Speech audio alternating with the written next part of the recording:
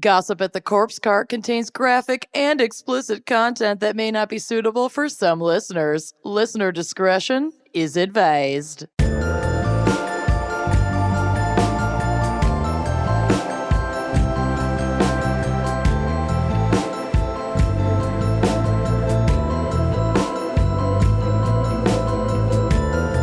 Hello and welcome to Gossip at the Corpse Cart. Yes. It's the cart with the most corpses. Ew, you can't sit with us because we're full of corpses. Full. Covered in corpse Yes. vomit. Yeah. Ooh, Anyway, yum. enjoy your breakfast, everybody. Well, if this is your first time joining us, which it probably isn't, this is where Amanda and I, and maybe a special guest, go through all the shit you've probably seen in your news feed, like, I don't know. And then sent us. Popular obits or funny headlines or the worst thing you've ever done, which I would hope isn't in your news feed. But maybe it is. Maybe you broadcast that shit. I'm Lucy. I'm Amanda. And who do we have joining us today? I'm Scott Hartley. Yay! It's Scartley. We've missed you. Our baby angel. I actually haven't seen all of us in person in quite a while. No. We haven't been in the same room together since your baby shower, Lucy. Oh, you're right.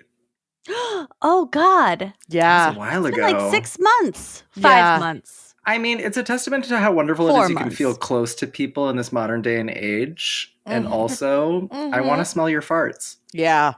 Yeah. You have to see my baby. Oh, yeah, that too. That too. Like your farts. Smell her farts. I'll take that too. It's like We're it's half your fartastic down here. it's half your DNA of farts. Yeah, the beautiful medley. Anyway, I am very excited for Scott to be here. Oh, I've been waiting so long for you to be back on our back as a gift. It feels so wrapped.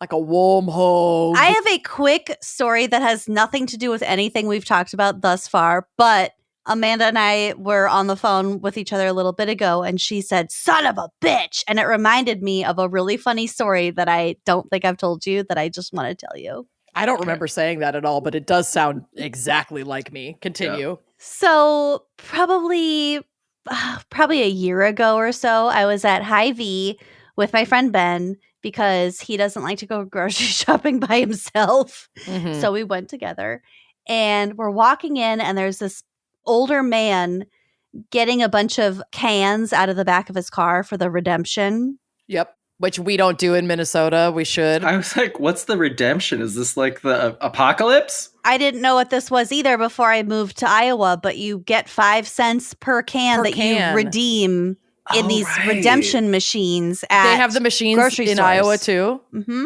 Yeah, all the Wegmans in Rochester had these where you'd come and you'd bring your bag of cans, and before you go in, you put them in and it tallies them up, and then you get like a little voucher. Like a little lottery receipt, and then you go and you can either get it cashed out or just have it applied to your groceries. It's super clever. I love it. I wish we did it here. Does it actually help the environment though? I mean, I don't know. I think it just encourages recycling more than... I'm pretty sure it does because it goes to an aluminum recycling, and there are certain types of cans that aren't redeemable. Yeah, like it won't accept certain things, so it kind of makes it less likely to be contaminated. Like our bins here in Minnesota, we just throw whatever the fuck in there, and then they have to be sorted at their facility. But but if there's a nickel's worth of motivation to go actually put this can in this machine, otherwise it'll spit it out if it's not the right can. So I would say that it's more helpful than just curbside recycling. But anyway, it raises awareness and lets you buy more bologna. Yep. And efficacy. And that. Yep.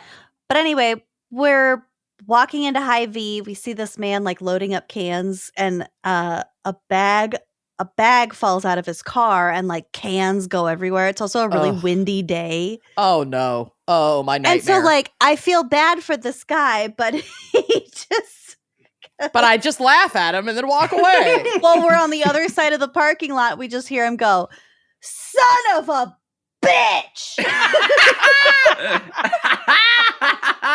Just so loud. Oh. So loud and such an emphasis on bitch. Son of a bitch. And the cans are rolling every which way, and he's like picking them up. This is why you always crush the cans. Always crush the cans. But Yeah, I had actually was like, Scott, why do I have to crush the cans?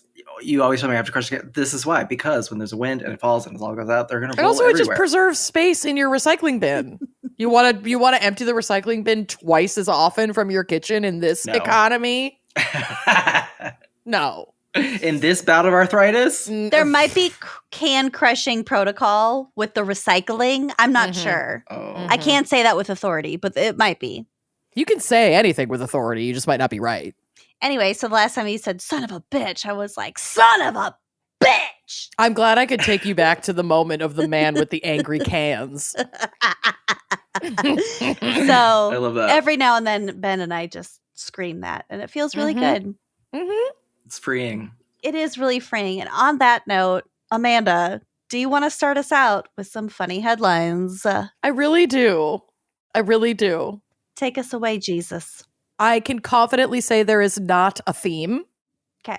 This is just the theme is, did I like this? Yes. Okay. It's in. It's a fair curatorial impulse. It feels right. Yeah. I know exactly response. what that sentence meant that you just said. So Mhm. I got a degree in literature. Theramercurial. Mercurial, yes. I thought I got a degree in something like that, but it's not. I think I paid mine more for mine, so I'm allowed to bring it up more often. It's what we're allowed. I'm just out here with a hole in my foot trying to get by. Okay. So can we just use words I'll understand? Thanks. That'd be great. I got my diploma and a hole in my foot. Oh, I have no diploma and a hole in my foot, ma'am. Your high school I have a high school diploma. diploma. I have a high school diploma. Do not have a college. Just Are go they with even it. called Just go diplomas with or it. degrees? I don't know. It's fine. I'm over it. Okay. Did I forward this article to our lawyer? Shout out to Julian. Yes, I did, because I like to What did we offer. do now? We didn't do anything. I like to offer ideas, suggestions, recommendations wherever I can be helpful. So I read this and I thought, wow. Was this a billable email? Because That's a good question. oh my God, if he charged us for you sending him this article, You're going to be really mad when you hear this headline too if we it's get like charged for it. $100 an hour. Oh my God. No. It's fine. It's worth fine. it. It's worth it. It's worth it. So the article is from USA Today. The headline reads, attorney suspended for pooping in a Pringles can and leaving it in victim advocate's parking lot. Why Pringles? Oh, Pringles do have the best can to shit in. You're not going to get overflow. I mean, a bag sounds better in general, I'm going to say. I disagree because, maybe a large chip bag. I'd shit into a Pringles can. But I like the stability of the can so that you're Yeah. not accidentally crinkling the bag too much and okay. getting poopy fingies. And it slides down over your hand. Yeah. Yeah, you could feasibly place this in a secure location and just squat and kind of sit on it. I'm going to need and an shit right into illustration or a demonstration right now because I'm just not able to picture that. You also know, gross. You also know exactly where the mouth of the can is versus Exactly where the mouth the is. ambiguous parameters Bag of mouth. a bag. Bag if you've mouth. ever pooped into the mouth of a ovular man with a weird mustache, this is right up your alley. This is old news. Who hasn't done that? This is just a casual Tuesday. My whole life has led up to this moment. Truly. We've trained our whole lives for this. My whole life. Your whole life. Sick. So this says the Ohio Supreme Court suspended an attorney. Of course, it's Ohio, by the way. Of fucking course.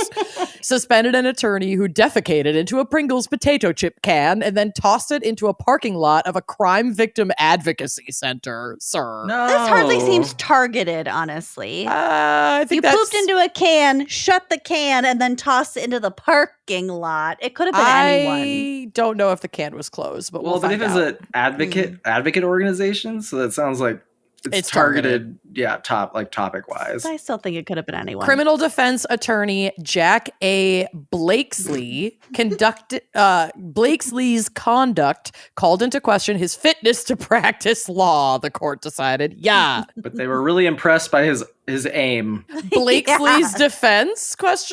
He said he didn't target anyone, but had a habit of putting his feces in Pringles cans and randomly throwing them from his car. See, that's what I'm saying. Normal. He claimed he pulled the Pringles prank at least 10 times that year. Show me the receipts of the Pringles. Show me the Pringles prank receipts. But the court didn't buy it and said Blakesley purposely chose the Haven of Hope in Cambridge, Ohio as his, quote, drop zone. Drop Surveillance. That's a sign I'm adding to my, I almost said my toilet room. The room where I keep my toilet, I'm going to put drop zone. Now entering the drop zone. I wonder if there are any Pokemon in the drop zone. There probably are. Surveillance video captured the incident in November of 2021. So this is an older incident. Blakesley had known the victim advocates at the center for years and was scheduled to see them in court 15 minutes after the Pringles deposit. Yeah, that's sus. At the time, Blakesley was representing someone accused in a capital murder case. The court decided to suspend Blakesley from the practice of law for 1 year, with 6 months of that suspension stayed. That seems like a slap on the wrist. You get 6 months off and you just can't shit in a Pringles can and throw it in the parking lot anymore. There's no justice. It's ridiculous. Is he getting paid? That I don't know. It didn't say what kind of suspension, paid or unpaid. Because they can't, I guess they can't force an unpaid one, but that's still, I'm sure it's well, here's our insurance for this 6 months. Yeah. Pooping in a Pringles can is its own reward. I guess. That's true. Blakesley has been an attorney since 1976, and he had no prior disciplinary action against him. In determining what punishment to mete out, M-E-T-E, meet. I've never seen or heard of this word before. Meeting and eking are sort of similar. Mm-hmm. Interesting. Metal, also M-E-T-T-L-E, means your courage. I'm changing this. In determining what punishment to pinch off, the court relied on a previous ruling involving the naked photographer, an Ohio House GOP caucus attorney who photographed more than 30 women as he flashed them. Imagine that being the case precedent to how we punish you. Oh, we don't have any other Pringles can poopers, but we could pull from the naked photographer case and apply that punishment to you. This is why law school exists. I for hate this it. reason. Font of precedence. Mm-hmm. This guy, this is ridiculous. Steve Lennon, the naked photographer, was indefinitely suspended in 2006 for that conduct, and he pleaded guilty to 53 misdemeanor offenses, flashing 53 times and taking photos. But he got his law license restored in 2014. There are no fucking actual consequences for behavior like this. This shit pisses me off. That 53, ridiculous. That should compound. Yep. Yeah. The court also relied on punishment in the case of Scott Blueville, a Butler County attorney with a history of public indecency. Blueville was indefinitely suspended in 2022. I hate it. So, Julian, that was a freebie. Please don't bill us for that email. Okay. I really want Pringles now, though. So there's that. I always want Lay's. Pringles. The new sponsor. I got a bowl of Lay's. Bowl of Lay's. Not to be confused with bolognese. Bolognese. Although, yum. That'd be a good dip. Yum. That'd be a good dip. Fuck. So for my next headline, I really just picked this because I can never pass up an opportunity to praise a hog. And I love a cute hog name. Mm-hmm. Those are true facts about you right there. 2 true facts. So this is from the New York Post, that absolute bastion of journalism. Escaped pig named Albert Einswine leads New Jersey police on wild chase for quarter mile. Quote, faster than they look. You had me at Einswine. Albert Einswine photos are on the drive / will be on the blog, so you can take a look at this big hag. Oh, I had to look at the big boy. Oh, big boy. Big. Yeah. A pig named Albert Einswine escaped from a New Jersey farm and led cops on a wild chase before they were able to apprehend the pesky porker. The slippery hag got loose from a local pig farm in Deptford Township on Tuesday and evaded arrest as long as he could. Video posted online by the Deptford Township Police Department shows officers trying in vain to lasso Albert Einswine. Each time they got close, the pig squeals and runs away as an officer filming laughs. Oh, I love him. Fucking ACAB, this pig just wasting cop time is my favorite thing ever. How much did this cost the taxpayers? Thousands. I mean, frankly, worth it. Keep them running, pig. A few sides of bacon. Just a pig running some pigs. I like the picture of the cop just kind of standing akimbo looking at the pig. Yeah, like now what the fuck do I do? That's a pig right there. That's about as I gotta do some paperwork about it. It's about as close as I can get before this hag's gonna haul off. Quote, we're all there's friends another here. picture too. Yeah. There's two. Yeah. You gotta get a couple angles of Albert Einswine. Yeah. We're all friends here, the cop tries to tell the animal. Dr. Doodle. You don't want to do this, Albert. You don't want to do this. Calm down. Yep. Oh my God. Think of your family. Hooves in the air. Think of your family, man. It's not worth it. Quote, the video doesn't show the whole thing. We had to chase the pig for a quarter mile. They're faster than they look, said Detective Sergeant Bob Jones. He got pretty far for what it was. I don't know where he was going to go. God bless him. But he was apprehended and safely returned. The pig is 4 years old. They took about 30 minutes to capture him. Quote, cops chasing a pig is never not funny, Jones joked. He was accurate. Universal truth. Fruit. This is just a publicity stunt. Truly. Oh yeah, that kind of sounds like it, honestly. Quote, he wasn't listening. He didn't listen to our commands at all. He wasn't listening. He didn't come when I called him. Show your hooves. Ball ram you. Wait, wrong animal. Everything we learned in the academy went right out the window. Once we got a leash on it, he kind of calmed down and the scene became secure. Oh. So they brought they brought the pig to the police station and then the farmer came and picked him up. Oh my God. The police station. Mom, I'm at the mall. Can you come pick me up? Yeah, seriously.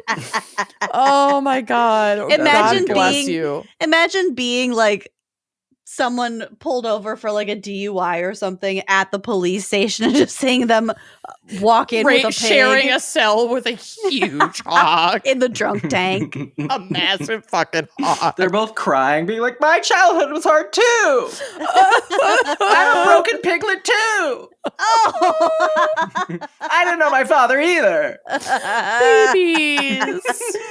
I wish them all the best. To market. So much shared pig drama. This little piggy needs more therapy. This is accurate. Why is this so little piggy accurate? has trauma too.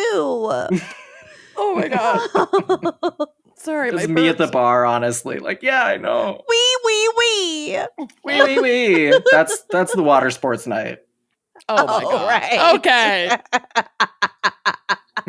Next up. Holy shit. Oh God, I missed you. I don't know who this hero is, but I would love to shake their hand. And I also want to note that Bill has a drone. So I think he needs to start doing this around Minneapolis. And there are a lot of great photos Turkeys. that you can take a peek at. Nope. Okay. This is from The Lost Ogle from January of this year. It's like a little local publication out of, I want to say Kansas? Oklahoma. The Lost Oklahoma. Entertainment section? Kinda, but not. I wish it was that. Bring that back. All right. The headline reads, Mystery Drone Pilot Tags Moore, Moore, with giant rainbow dildos. Oh. And Moore is the Oklahoma hometown of Toby Keith. Rest in not peace. That guy sucked, but whatever. I love this dildo. Yeah. Didn't know It looks enough about 3D him. printed. Are there pictures? Maybe? Yeah. Oh, yeah. They're on that folder I sent you. And they'll be on the blog. Oh my. Thanks to a tip via the Ogle Mole Network, we've learned that a mysterious drone pilot has gone on a devious rampage in the OKC suburb of Moore using super gripped suction cups to slap massive rainbow dildos around various G-spots in the community. Those are cute. This So is the cute. Lord's work. This Yeah. is the Lord's work. This is what he put us on Earth to do, to solve the world by putting giant 3D printed dildos on things. Correct. And suction At cups. least this is what drones were invented for. Oh, this Yeah. is absolutely Mhm. what drones Final are invented form. for. Yep. So far, it appears the primary targets of this devious attack include the local Walmart and the intersection of 119th and Western. We currently have a team rushing to the Toby Keith water tower to see if it's been spared. Is this related to Toby Keith, his death? Like, was this one No. of those, like, and another A thing? memorial. The only way it's related to Toby Keith is that this is happening in his hometown in Oklahoma. But did he, like, just die? This feels targeted. I No don't. more I than like the it. Pringles can. Yeah, I mean, I don't mind if Point people are exactly. targeting Toby Keith. Yeah, Like, take it. there you go. The photos provided, I also put on, the drive / the blog for y'all to appreciate. As far as the recent update goes, they said the Toby Keith water tower appears unscathed, but there was another water tower that was tagged with a cute little peepee at the top. I don't think I uploaded that, so I'm plopping that in the drive right now for you. Cute See if you little can teepee. find this little itty bitty baby. But my favorite photo is like the elder Walmart greeter in the neon vest being hoisted up on a lift to pull that dong off of the Well, Walmart let me side. grab that. Oh, the one on the water tower. Yeah, just a little buddy, just a little Big guy. water tower. The sneak attack has caught the city with its pants down, with shy and embarrassed city officials scrambling the More Purity Brigade to remove and confiscate the dildos from city property for research purposes. Walmart, on the other hand, put a greeter on a scissor lift to remove It really the pleasure is a greeter. tool. It is a greeter. I mean, Oh my look at them. god. They're definitely a greeter. Well, a high vis vest is not a greeter make necessarily. Maybe not. There's multiple factors here. Yeah. Although we're usually the Metro's go-to authority on all things involving dildos and sex toys, I have no clue what's going on here.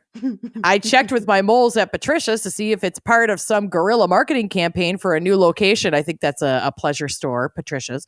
But they had no comment. Patricia's Pleasures. Pleasures. I've also confirmed that it's not part of some tactic by Rainbow Bistro to shame the more LGBTQ community for not supporting the eatery. Right now, the only thing we know is there's some person flying a drone around Moore using suction cups to secure gigantic, colorful dildos on things. What a great time to be alive. Truly. The Lord's work. I love it, and I hope that Walmart greeter got a raise. I hope we got Yeah. to take that home. That should be part of the perk. If you pull it Finders off the keepers. side, yeah, if you pull it off, you get to keep it, okay? Mhm. Mm-hmm. All right, I have a couple more here for you. This one's not a funny headline, but it is an iconic moment befitting of an iconic woman who deserves to be celebrated. And also, this has been all over my TikTok. So, yeah. This is from CNN and just came out yesterday. So, this is actually the 19th as the crow flies. So, this is an actually recent news article. Archdiocese of New York condemns the funeral of a trans activist at St. Patrick's Cathedral. Boo! Boo. The Roman Catholic Archdiocese of New York condemned the funeral of a trans activist that was held last week in St. Patrick's Cathedral, expressing outrage over what it called scandalous behavior. Now, I have seen so many incredible videos on TikTok from this beautiful gathering. It was truly iconic and epic. And even the it's not a minister, I don't fucking know, priest, whoever who did conduct the funeral service had to remark at how like the room had never been that packed and like the It's like the scene history in, of this fucking Sister church. Act. Yes. Yeah, that's exactly what I was thinking of. It was very, very akin to that. More than 1,000 people filled the pews of the revered New York Cathedral on February 15th to honor the legendary trans activist Cecilia Gentili, who died on February 6th at the age of 52. Or it might be Gentili. I'm hoping I'm pronouncing that correctly. I'm doing my best. Gentili was a pillar of the New York trans community, as well as a fierce advocate for sex workers and people with HIV/AIDS. Though she grew up attending Catholic services in her home country of Argentina, she was also an avowed atheist, which I fucking love.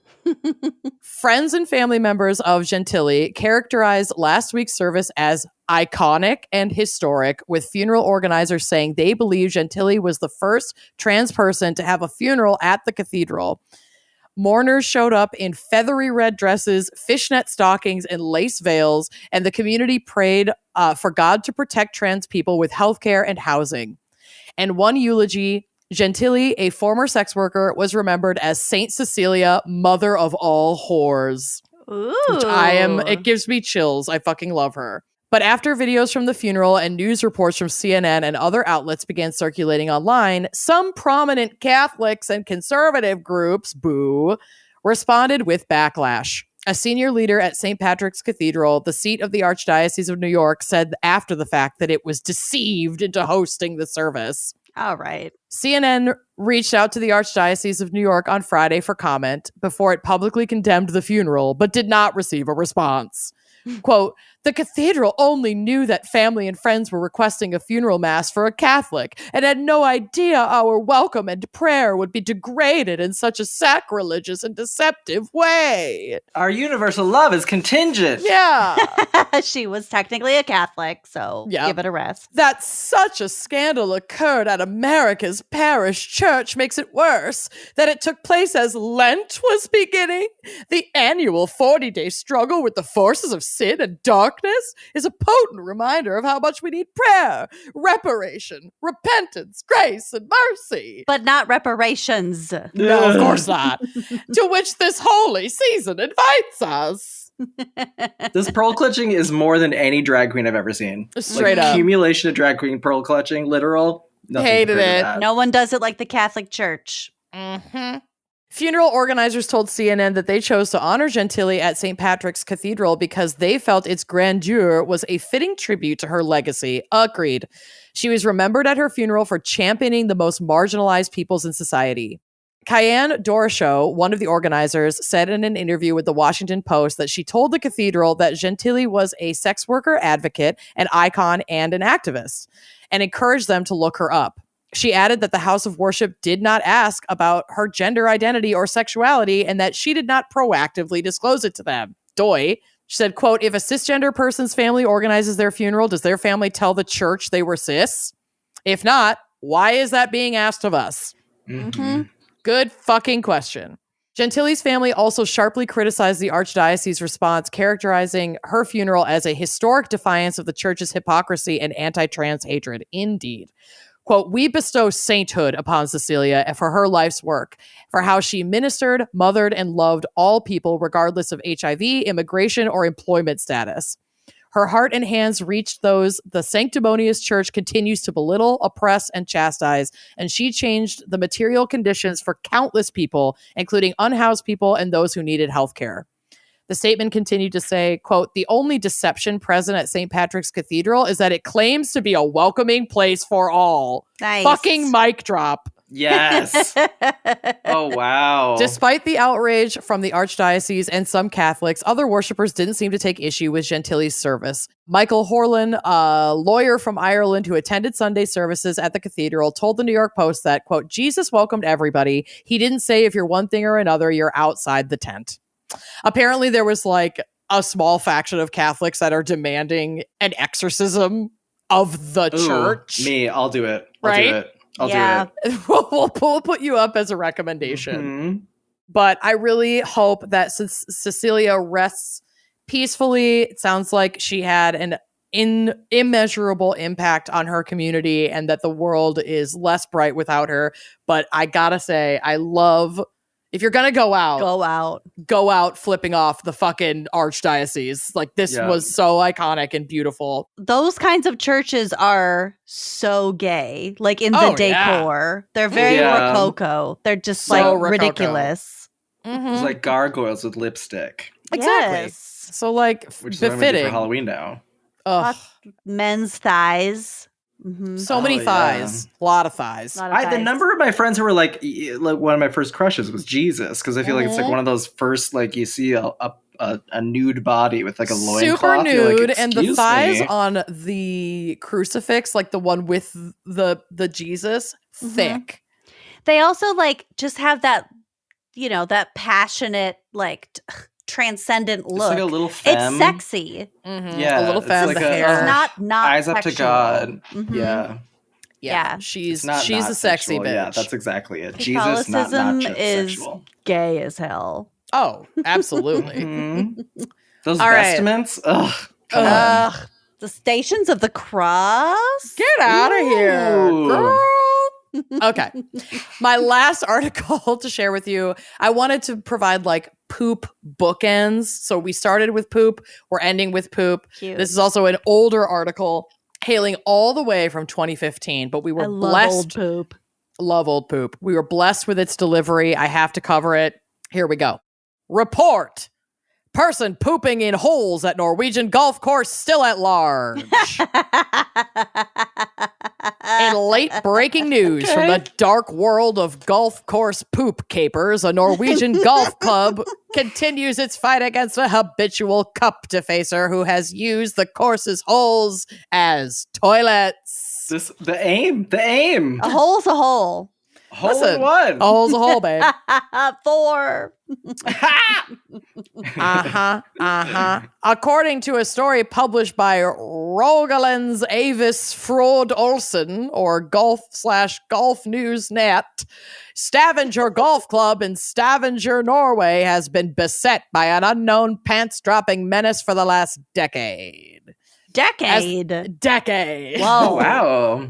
As the story goes, the club began finding feces in cups around the course in 2005. The bombing of said cups has since continued in earnest despite added security measures, including the installation of floodlights around some of the perpetrators' preferred greens.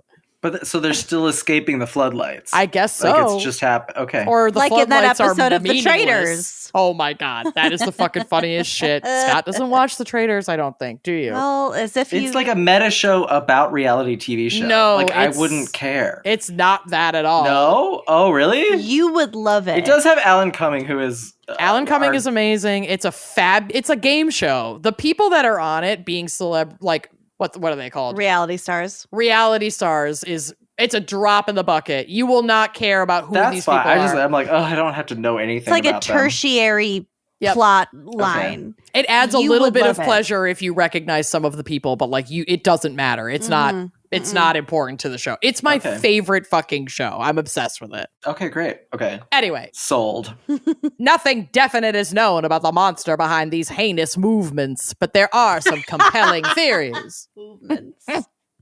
Oh my God, this is amazing. Quote, "We know it's a man because the poos are too massive to be from a woman," says groundskeeper Kenneth Tenfjord. Hey, we're breaking boundaries. That is a glass ceiling. It's a glass toilet. Clearly this guy's never seen one of my shits because Kenneth, don't sell us short like that. I have seen one, and they're huge. It was surprising. Yeah, shocking. Yeah. It wasn't on purpose. It just I didn't seek it out. It just found me. Sometimes it happens. Whose women's poop did you see? It was Amanda's, yeah. Oh, yeah. Oh, it was like I go to the bathroom after you take a shot, like whatever. We've roomed together a lot. Yeah. Sometimes things get left behind. Yeah. Mine are usually dispersed into the air. Sorry, Lucy. Like dust. Everything is dust. Anyway, Tenfjord added that toilet paper is also sometimes left behind. Oh, so it's not a possum. Not a possum. Definitely a man. That also makes it sound more like a man. Like a woman's most likely going to wipe, at least. Women are cleaner, just like homicides and suicides. Women are going to be cleaner. That's wild. Course officials note that the offender only strikes during the work week and leaves bicycle tracks on sections of the course. So we're clear. Someone has been pooping in the cups at this golf course since Kanye West's late registration dropped, and no one has been able to catch them, effectively making this person the night crawler of cup pooping, Yep. the Danny Ocean of lynx logging. Lynx logging. The Golden State pooper. Golden State Pooper. We caught him, though. Unsolved mysteries. Well, DNA or It's something. only a matter of time. With Paul Holes. Wasn't it Holes? Wasn't that the Holes? All circles back. You like Fucking ish. poop on the front, poop on the back of your segment, and now we got holes on holes on holes. Holes Indeed. on holes. A hole's a Holes hole. all the way down. If you have any information that could lead to the capture of this individual, please come forward. The golfers of Norway can't rest easy, knowing that after any given putt, they may reach in the hole and retrieve much, much more than their ball. The golfers of Norway. Someone call Paul. Better call Paul. Better call Paul. Having just recently returned to my ancestral homeland of Norway, you read that in a way that is the opposite of Norwegians. Like, I'm not Exactly. going to say it's a stereotype, but it is acutely true of literally everyone I met that, like, there was no, like, there's a lilt to the language, but not to the, like, way of acting. No, Like, I my mom wanted and I to were read consistently it. the loudest people in every room, and we're like, we're not even really that loud. I wanted to read it like an old-timey detective. Yeah. Yeah. Oh, So okay, that's- got it. You Mhm. accomplished That's what I it. went with. I did. It's very private gumshoe sort of, yeah. Thank you. Well done. Those are my headlines for this month. Thank you to everyone who sent them in. And as always, if you have any funny headlines for me, head over to wineandcrimepodcast.com, go to contact us, and use that little drop-down menu to select funny headline so we know what folder it's going to go into. Should we Wow. take a quick break and hear a word from our sponsees? I'm going to say yes. Let's do it. Let's do it. Escape to a bygone age of mystery, danger, and romance as you immerse yourself into the world of June's Journey, a hidden object mystery mobile game that puts your detective skills to the test. Play as June Parker and investigate beautifully detailed scenes of the 1920s whilst uncovering the mystery of her sister's murder. With hundreds of mind-teasing puzzles, the next clue is always within reach. It is. It lies before your very eyes. Indeed. You search for hidden objects from the parlors of New York to the sidewalks of Gay Paris. Hidden objects, evidence, clues. All my favorite things. Yes, dive into June's captivating quest to uncover a scandalous hidden family secret. You know we love a family secret. Mm-hmm. You customize your very own luxurious estate island. Love that. That's my favorite part. So you can let your imagination run wild when decorating your island estate. You can send your friends things to decorate their island estates. Mm-hmm. You can chat and play with or against other players by joining a detective club. And you even get the chance to play in a detective league to put your skills to the test. So relax and lose yourself in this captivating quest of mystery, murder, and romance. I love this game. I like to play this when I am chilling on the couch. I like to play this when I am luxuriating in a bubble bath, when I'm traveling by plane. Just some of my favorite places to play. So discover your inner detective. Can you crack the case? Download June's Journey for free today on iOS and Android, because June needs your help, detective. So download June's Journey for free today on iOS and Android. Okay, we're back. Woo! Scott, are you ready? I think so. I I've been don't handed know. I haven't really looked at this. I'm such a preparer. Mm-hmm. So I am really leaning into discomfort and just cold reading, which I'm love told is that. part of the fun, but It is. I think it's going to be really fun. Because then we all get to experience this in real time together. Also, my favorite Woo! part is when the reader kind of like your brain reads ahead a little bit before your mouth, and you're like, oh my God, oh my God. I'm very excited. Yes. Okay. Well, let's go with your Coven Confessions. Coven Scott. Confessions. Let's hear all of the horrible things that y'all have done. Okay, so this one is entitled Bloodbath at the Southside May. Oh, no, see, I already know this word. Mayher? Mayher? Major? Meijer? Mater? Major? Mayher? Yep, okay, well, I already fucked up. Love it. So I have a Coven Confession, which I refer to as Bloodbath at the Southside Mayher. Mayher. A few years ago, I was living in Lansing, Michigan. I was staying in my friend's basement for a time during a transitional phase, one could say. This friend was a musician who recorded for other bands at his place, and one evening while he was recording upstairs, I had to poop. The other bathroom was right next to where they were recording. Oh God. Also, a mayor is a grocery store. Oh, okay. That's what this is okay. referring to. I assume. Okay. Yes. Meyer, I have no idea. Who knows? Meyer Lemon. Someone in Michigan is screaming right now. I know. I'm sure everyone's like, what do you... Come on. Okay. I know they were making enough noise to drown out any possible sounds, but it was still awkward, you know? I couldn't deal with the thought of people listening to an album that included subliminal shitting. So, I would be wanting that so bad. you're like, why do I have to poop every time I listen to this song? Mhm. That's what they play in Barnes and Nobles. Yes! We cracked it. So in thinking of how I could deal with this situation, I decided I would hit the Mayhair down the street where I could poop and pick up a few things I needed anyway. Kill two birds, an efficient plan. I thought it was going to say, kill two birds, one poop. 2 girls, one poop. An efficient plan. So I quietly snuck past them to get to the door and proceeded to walk to Mayhair. Once there, I hit the bathroom where I could poop in relative peace. When I went to grab some toilet paper, I was met with that frustrating situation that often occurs with cheap-ass one-ply bullshit that is impossible to unroll. I was able to get a couple of squares out at a time while scraping my knuckles on those fucking metal teeth that tears the paper off. I We all know that hate scenario. Fucking worst. It's the, like, pigeon pin, version of, like, no, you want this. No, you don't want this. Totally. While I was sitting there wiping, I saw little droplets of blood on the floor and thought, women, gross. Oh my God. I cannot stand when ladies are careless with their body fluids. They're thinking someone had a period Yeah, situation. okay. I'm thinking they cut themselves trying to get toilet paper out Yeah, of the thing and they don't exactly. realize that it's their fault yet. I guess I went straight there and didn't think about menstruation. Yeah. Mm-hmm. I know we shouldn't feel shame for that stuff, but still, clean up after yourself. Nobody needs to see that, and it's just unsanitary.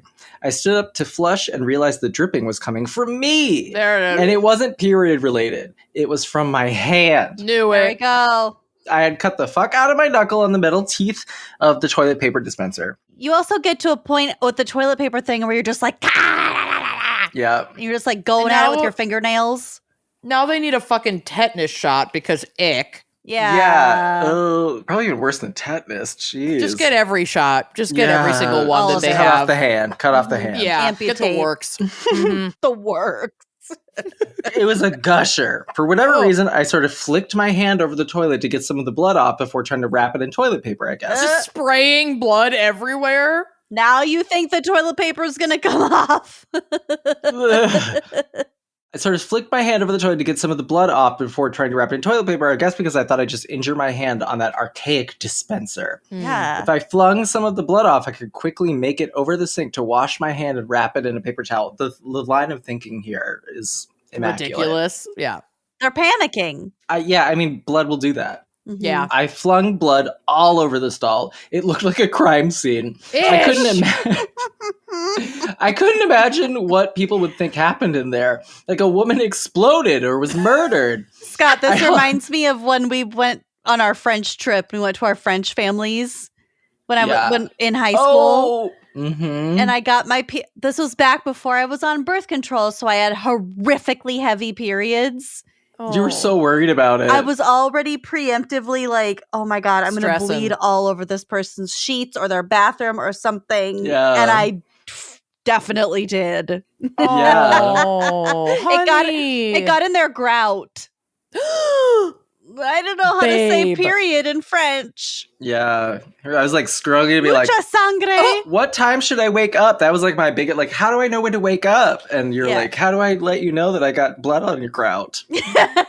All over your Blood on the grout. red Egyptian cotton sheets. That's what you say. You're como dito. I just got my period all over 300 good. Yeah, anyways, it's hilarious. Oh, That's Anyway. emblazoned in my memory. Okay. Yeah. Your trauma is emblazoned on my memory.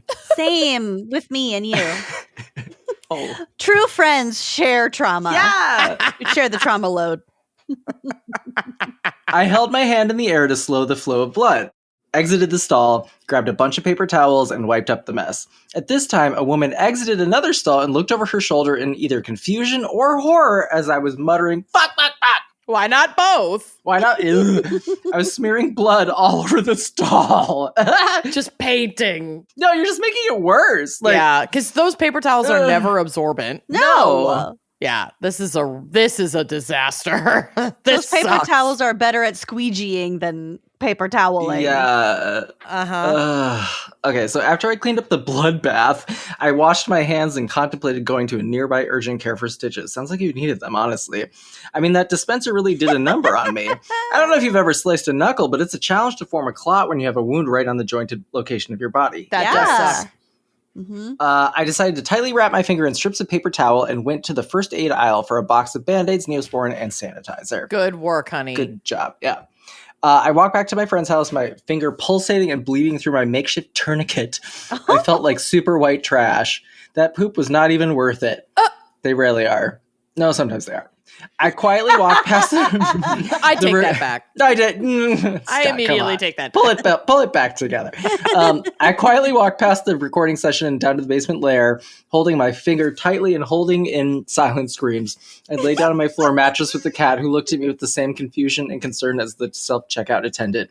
I just tried to relax, come down from the adrenaline, and watch Trailer Park Boys with the cat for the rest of the evening. A white trash ending to a white trash night. Oh my God. Well, that's the story of a bloodbath at the Southside Mayhem. My finger healed up just fine, as did my mental state. I eventually got my life together, got my own place, and never went to that Mayhem again. Good call. Oh my God. There's probably still blood on those stall walls. You know it has not been as if there clean. wasn't before that. I mean, Right. you've been to a trashy supermarket. Like, that's where people attend to a lot of their needs. That's where people go to bleed. Have you ever been to the bathroom in a Menards? No. Can't say I have. Okay. No, That's a I special haven't. treat. That is a special treat. Why? Can I get the headline on that? They're like spooky kind of. Huh. Oh. I don't know how to explain it. It's like you can already tell that the men's room is much more frequented than the women's room. Sure. Mhm. But they still have there's still the same dimensions. There's like a really long row of stalls. Mm-hmm. I don't know. There's just something really spooky about it. And then you can Something's also off. hear the music really well, and like Menards music is You say big a money. little bit You say weird. big money when you shop Menards. Oh yeah, hearing that guy like tell me something while I'm pooping, I'm like, Screaming you know what? at I you. do need fence materials. Ugh. Ooh, I don't like you that. need a garden. You do deserve a garden.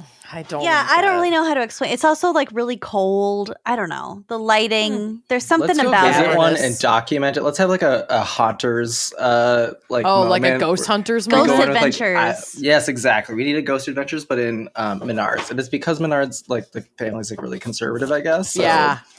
it's the ghosts of all the people that they've Oppressed. kept taxpayer dollars away from. Yeah. Yeah, Anyway, but not all the babies they've aborted. No. right. Those are. Anyway, sorry, I was going to make an off-color joke, which I won't do right now because I'm going to tell you all about Mr. Pee Pants. It wasn't even going to be that funny. Mr. Pee Pants. Pants. I really identify with this one. Water sports, you know. Just Oh. kidding. I'm not into that. Mm-hmm. But no judgment. So, Mr. Pee Pants, this certainly wasn't the worst thing I've ever done, but that's not the assignment. Next. Not the worst thing I've ever done, but it's arguably the funniest thing I've done while drunk. Okay. Okay, good. we'll take You resolved it. Okay. A few weeks ago, I was asleep in bed next to my boyfriend and our dog after a solid brownout of a night. Okay, Brown so out they of got a little drunk, but not blackout drunk. They got okay, got brown it. out drunk. Brown It's out. been a while since I've been drunk. It's kind of weird. Yeah. I'll be over Same after. act. Well, It's that's not kind of true. weird. I got wine drunk like a week ago, but still. Our bedroom is the attic of a house built in the 1930s that you have to climb some very steep, twisted wooden stairs to access. Ugh. Boyfriend and I have only fallen down them once in the 4 years we've lived together. Only one? They job. each have only done it once. Okay. I mean, look who's talking, Amanda. I know, right? I'm impressed. Despite being pretty good drinkers, and I was sober when I fell down them. This fateful night, I was prodded awake by my very full bladder. Upon standing up, I realized that I very much had the spins and very much did not want to go downstairs to the bathroom. Yeah. Oh, it's downstairs. Well, I told myself, the bathroom is right at the bottom of the stairs. I don't like where this is going. And with that, I stripped down, squatted on the top step, and ejected a waterfall of piss from the top of the stairs to the main floor. No. That is not what I expected. No, That's I was flawless logic. saying you're just going to just throw yourself down the stairs. You'll end up near the bathroom. Yeah, I thought that was like I can make it. I don't want to do it, but I can do it. But then something bad's going to happen on the way down. Not I'm just going to stand at the top and hope for the best. Push hard. Oh. Well, I believe in gravity, so. The second it started coming out, I realized that I fucked up royally. Okay, see, they're getting there. The pee wasn't magically going to float into the toilet, and there would be no reasonable explanation for the volume of urine on the stairs, even if all four of our pets had a pee party at the same time. Nope. So I prayed that my boyfriend hadn't been woken up by the noise of it splattering like a fire hose down the wooden steps and splashed down the stairs to retrieve as many paper towels as I could carry. I cannot begin to express how much pee it was. I could have exploded and died if I didn't let it out. Oh my God. There is like nothing quite as... what's the word? Oppressive. Large and emergent as a like drunk piss. That sound. Oh, yeah. Yeah. Like it spurs one into action. It hits so hard, so fast, and it's always an emergency. That's so true. Here's the deal. Now we have to, Amanda, I'm going to like hightail it to your house before 7 so that we can like hop over to Menards. But first we need to get really wasted. Done. And then get a cab. And yeah. go do our ghost hunters thing to go do drunk pisses at Menards. Great. Oh, shit. Are you in? Can I come? That sounds Yes. Yeah. Come on. Do drunk pisses at Menards. Oh, I just farted. By the time I got back in bed, boyfriend still seemed to be asleep, and neither of us said a word about it the next day. So I think I got away with it.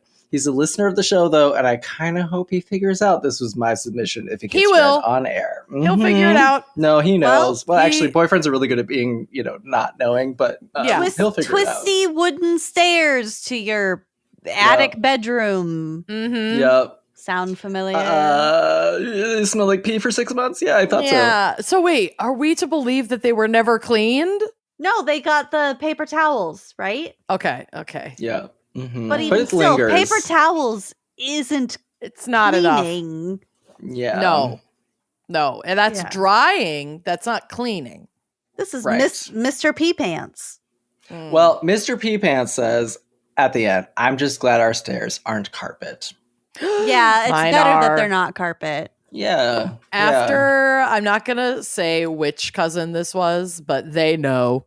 After my dad's funeral, me and 3 of my cousins were sharing a hotel room, and we got very drunk that night, as you do. Off that big wine bottle. We didn't drink that night, but we were at like the hotel bar till the wee hours. Got it. And one of my cousins got up to pee in the middle of the night, and we all heard them get up and heard them saunter into the bathroom and not close the door, and then heard water hitting the tile. Oh. And they were standing like 4 feet in front of the toilet, hammered, just peeing. And we were all screaming. Anyway, it happens. To be fair, for the tens of thousands of times that we pee in our lifetimes, it's amazing that it doesn't happen more often. You're right. Once in a while, you're going to miss the bowl. And I gotta tell you, it's not like a hose where it's really you're gonna predict where it's gonna cut. Sometimes it's just like I point it here and it goes here. You know, it's like off to the left. I understand. Man, and you don't even have to sit down to pee. Yeah, like God knows where you're gonna sit. I can't. I agree. I can't. The cognitive conditioning is something else. It's a vast majority of human history. I say this as an anthropology major. The vast majority of human history, we didn't have toilets. That's all I'm saying. So apparently this, I guess this coming confessions has a theme in that this next one is called Miss Pee Pants. Ooh, okay. So, backstory. I work for a relatively small company where we're literally all friends. Cute. It was one of the co-founders' birthday this past weekend, so we were celebrating today by going over to their house to play games, have lunch, and cake. The whole shebang. How darling. Adorable. I was excited to use today as an excuse to wear my brand new pink romper shorts that I normally wouldn't label as work attire. I love romper shorts. I love a romper. Yeah. So I'm playing pickleball. Pickle Pickleball. That's the new name of pickleball. For the first time ever in my cute little overalls and honestly just feeling myself. That's when I remember I'm severely out of shape 30-something with an extremely lazy pelvic floor. Felt. Within a few minutes, I feel myself just pee a little. Uh-huh. Cool. So I decided to power through because it was already happened. I'm having fun, so screw it. It's just a dab. What are you going to do? Dollop a daisy. Exactly. A little dab will do you. A dab will do ya. It'll fucking do ya. After 2 batches, about an hour and a half, I figure I should probably go to the bathroom and assess the situation. Guys, I full on peed my pants. Oh no. Thought it was a dab, but it was just not a dab. No. Well, a little dab will do ya. It's giving blorty. It'll do you in. God bless her, but that gal. Blortney post children is so fun to make laugh really hard because she'll always she has to cry. She has the longest legs, and she will tightly entwine them and then scoot in the funniest way, like toward the bathroom. Because if you get her going, she cannot stop, and she will fully pee her pants. She definitely did it in Vegas. She did it at my house last PFC. Oh, it's like my favorite thing. She turns bright red. She's so cute. She cries because she's laughing so hard. She's so cute. It's so This is what it means to be a woman as far as I understand it. Oh, I'm here straight for up. it. Not being able to hold shit. 1,000%. Mm-hmm. So this person continues. Now, under different circumstances, this would have been a no-brainer. Mm-hmm. Throw them away. They're far too gone situation. However, I'm wearing my cute little pink overalls that are very wide leg and very thin. So I'd be one errant gust of wind away from flashing my coworkers. Oh, so we're thinking ditch the panties. Yeah, but they need the coverage. Yep. So def, not really an option. I do the next best thing. I wrap the crotch of the panties in a bunch of toilet paper and then head back out to the festivities. Is that the next best thing? It's not the next best thing, but it is in a panic the thing you decide to Grab do. a tablecloth, make a new pair of panties. It's Project Runway. It's a solution. I do the next best thing. Make it work. Which is, Tim gun it. The toilet paper weirdly works and isn't as uncomfortable as I thought it would be, so I kind of forget about it. Everyone then starts playing a game of speed basketball. Oh, these people are too athletic. I hate this party so much. Party if this is sucks. me, I've left hours ago. Yeah.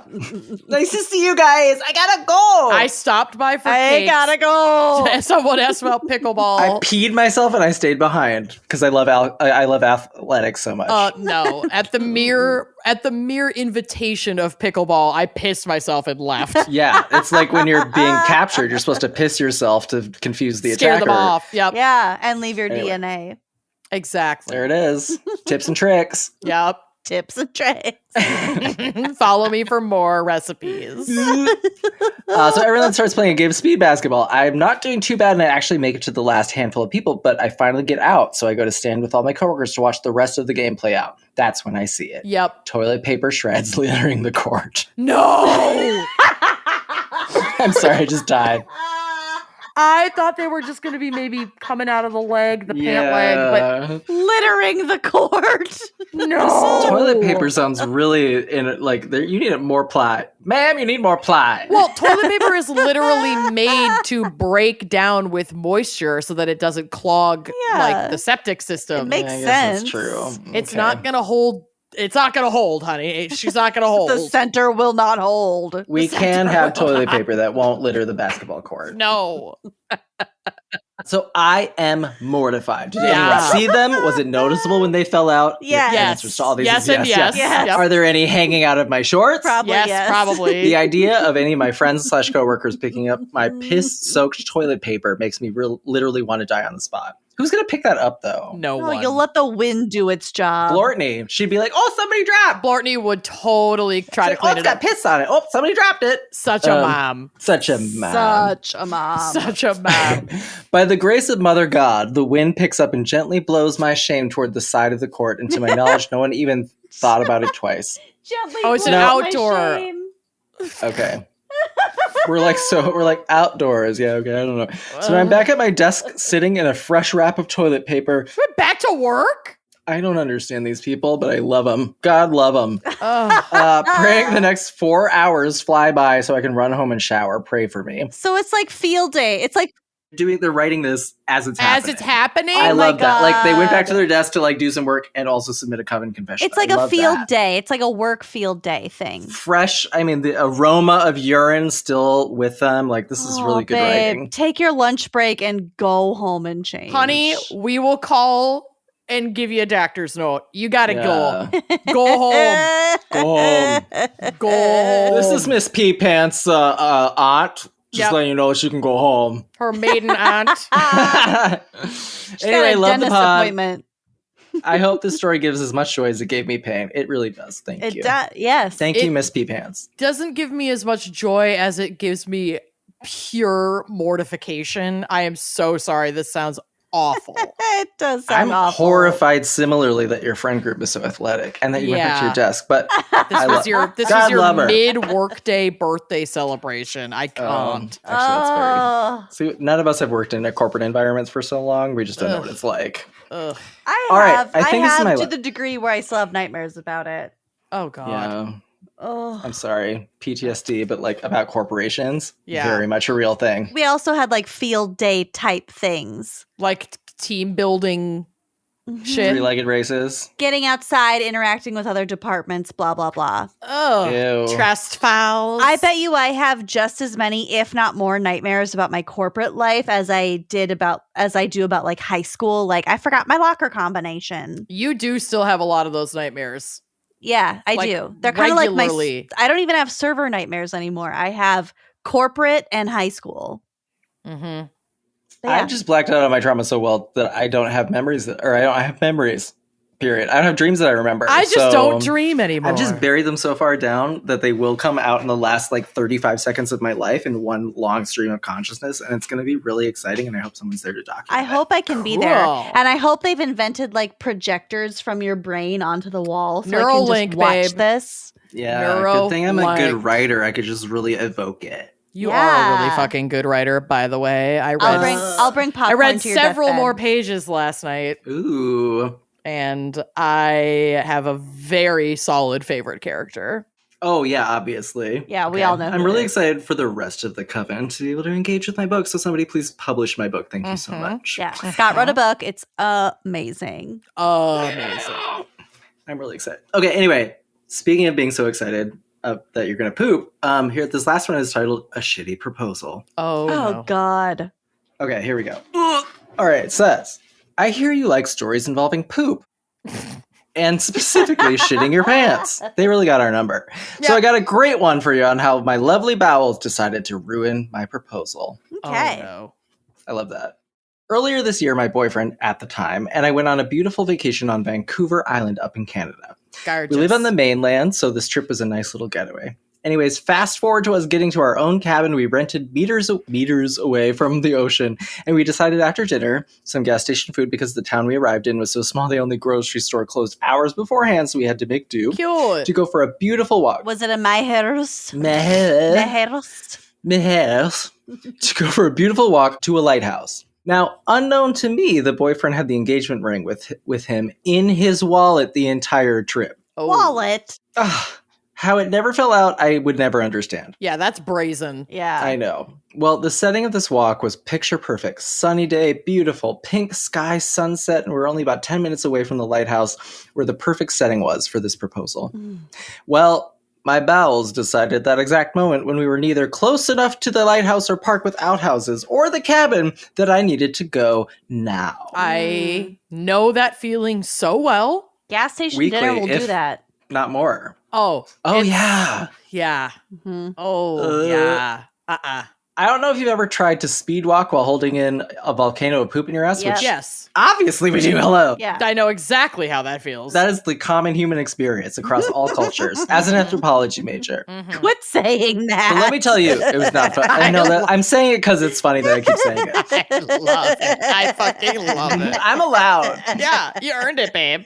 I inform the boyfriend that I have to go, and he immediately runs ahead to try and spot an outhouse for me. Oh, Lovely. Oh, that is love. romantic. While my stomach is making all sounds of an eruption and my ass is squeezed together so tight I'm walking like a badly animated stick man. Oh, honey. This is love. The boyfriend comes running back saying he spotted an outhouse just up the way and helps encourage me to be able to make it. Oh, you can do it. I'm in love. If you make it without shitting your pants, I'll propose. And if you don't, I'll do it anyway. And if you don't, I'll do it anyway because I love you, honey. Oh, that's so cute. Every corner we rounded of this trail, I keep thinking to myself, well, he's seen me piss behind a tree on the first date. I guess he will see me shit my pants now, too. Yeah, it's like every step you take, you're like, oh, this is the last step I can take Every before move I it's make. every Yeah, move there you it make. goes. Yep. Ugh. When we finally see the building, he rushes to make sure it was vacant as I stormed inside, just barely able to pull down my pants in time for my vomiting asshole. This man is so gallant. Yes. Get Yeah, you a Gallivant. man. Get you a man who runs ahead to make sure it's the outhouse is vacant while you're having a poop attack. That's really Or get rid of the sweet. person in there so it can be vacant. Seriously. Or kill the person in there. You just kick the door in and start screaming and hope Like, you everyone get out or scatters. you're going to have to deal with this. Okay. Yep. Mhm. I make it out all right. We both breathe a sigh of relief and finish our walk, still wary that my bowels may strike again. Oh. We make it to the lighthouse, just taking in the view before making our walk back to the cabin. On our way back, this champ of a man tells me that when he didn't think we would have found a bathroom in time, he was prepared to throw me into a bush and then run and get toilet paper from the outhouse to then bring back to me. Oh my God. I'll marry him. The next day, as I'm shoving a donut in my face, I love their relationship. I love it too. Oh, so he did not propose? Well, he waddled. So the next day, eating a donut, so already the best day. Yep. He waddles over and proposed to me right there. That was the right move. Don't Yeah. do it right after the trauma of a poop attack. She would Waddles never over. get over that. Once the happy tears had stopped, he disclosed that he was in fact planning to propose at the lighthouse, but that because the mood was interrupted, he decided to wait. Needless to Oh. say, my lovely bowels decided that a beautiful romantic proposal in front of the ocean and sunset was not for me, and I wouldn't change it for the world. Oh, Can I just say rebuttal? Rebuttal. what? You never have the same rush of euphoria as you do when you narrowly escape shitting your pants. And you have Okay. an excellent shit. Like, I bet you this person was in the greatest mood, glowing. I want to also honor, though, that this seems like a very attentive partner Yes. who we would trust to know the recipient of their proposal better than we know them. Yes. And so, like, for you, yes, that's Corey's moment to get down on one knee. My lady just took an amazing, massive shit and survived a poop Mhm. attack. She's She's feeling better glowing. than she's ever felt. I better propose right Yeah. now. But I that was gonna might say- not be applicable to this person's situation. You're not wrong. Rebut to the rebuttal. Rebuttal. Triple butt. How could I possibly top this amazing poop moment? I'll have to make tomorrow's highlight. True. You don't Mhm. want to follow up that act. Yeah. A donut Yeah. and a proposal. Yeah. Yeah. I think they did the right thing. I think they did too. He went and got the donuts the next day once the grocery Ugh. store was open. That's like a close second. can't. Close second. It's so sweet. Ugh. Yeah. Okay, I'm looking for an agent for my book and also a boyfriend who would do this. And also a love like this. Or a person friend, who knows? I would do this. This poor man is now my husband and has to deal with said bowels for the rest of his life, is what they wrote. But I'm going to say, like, This lucky man. you, lucky that man also. Mhm. I love that. That is the end of the confessions. And Ugh. I'm always some poops and peas. Always. Lots of them. And blood. It was very funny when Andrea pulled these and was like, Mhm. I hope Scott doesn't have an aversion to poop and pee stories. And I was like, no. That's my bread and butter. Yeah, I The was like, contrary. Daddy That's my bowel and lives. butter. Daddy lives for the poop and pee. The scat king. The scat king. Let's not let that one stick. Oh no. Now I'm gonna make it. Now it's gonna stick, isn't it? Yep, that's what I thought. That's cool. What? Lord me and the scat king. Sick like meconium. Well done, babe. Yeah. Thanks for sharing, everybody. I love that. You're the repository for all of this. It's amazing. Oh, it's such a beautiful community. It's our honor. And so many great stories. It is an Yeah. honor. It's truly an honor. All right, should we take another quick break and then figure out what Lucy is going to terrify us with this month? Last month it was what, elevators? It was elevators. Oh yeah, I just listened to it today. It was awful. You're a Yeah. bad person. Well, I don't not have a new one for you. Great. Oh, great. Cool. Let's do it. All right, we'll be right back. Don't be on death row. You'll be fine. Oh my God. I'm trying to be on death row. Just kidding. Oh my God. I am pretty much constantly in a style fashion slump. So whenever I can get help with that, I'm going to grasp take it it. and never let go.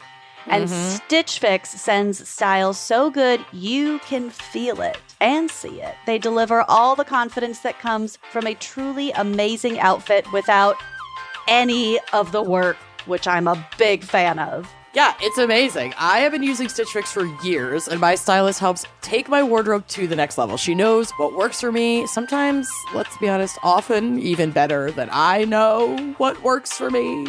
She helps me discover new things about my style. It's like my stylish bestie is shopping for me and just like bringing things to my house, lovingly having me try them on, and then returning them for me. That's how it feels. Concierge. Yes, it feels like a concierge service for your wardrobe. And you know that confidence boost you get when you put on a really amazing outfit? Well, that is what I get from Stitch Fix. When I look good, I feel good, and it shows. I just give my stylist my size, my style, and my budget preferences. I order boxes what I want and how I want to. There is no subscription required. And she sends 5 just for me pieces, plus outfit recommendations and pro styling tips. I love those. Might switch up how you wear this cardigan. I keep what I love. I send back the rest. It is so easy. My stylist sends personalized pieces and the fit is flawless. Like, I have all of my favorite pairs of jeans I own are from Stitch Fix boxes. I can't believe that she's like reading my mind. Yeah. She knows my body so well. And all of my pairs of jeans is like a sentence I never thought that I would hear anyone say. I know. A few years Certainly ago. not me. Certainly not me.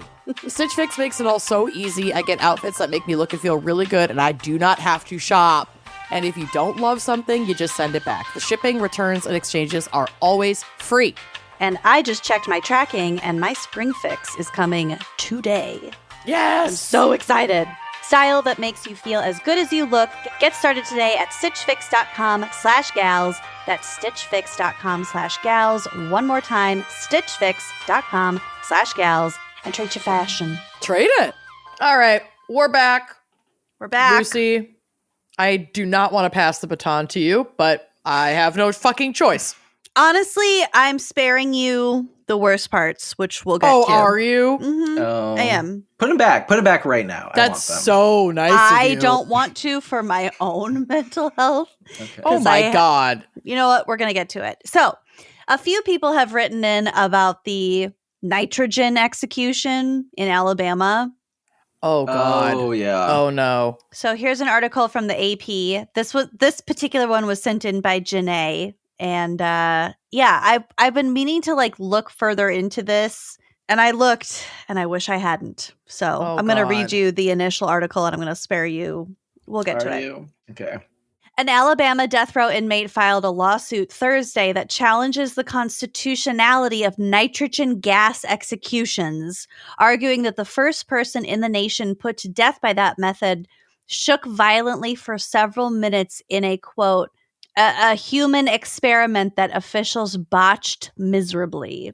Oh my God. That's horrifying. Yeah. The lawsuit filed in federal court in Alabama alleges the January execution, I think it was January 25th of this year, 2024.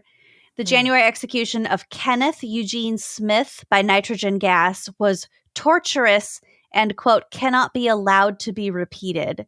And just in case you're wondering, Smith was found guilty, convicted of a murder for hire plot where he killed a woman whose husband hired him to kill. Him to do it. Yeah. Yeah. Mhm. I mean, irrelevant. Yeah. I mean, we're all of us on this show are not proponents of the death penalty, and this Yeah. should make you even less of a proponent of the death penalty. It's just part of the rhetoric of this is like, and here's why he might have deserved it. Right. Or I guess the state has decided he deserved it. Mm-hmm. Well, I will say that this particular article didn't talk about that. I Googled it on my own just because I was curious. Mm-hmm. I also feel like I should just say that he was a white man. Mm-hmm.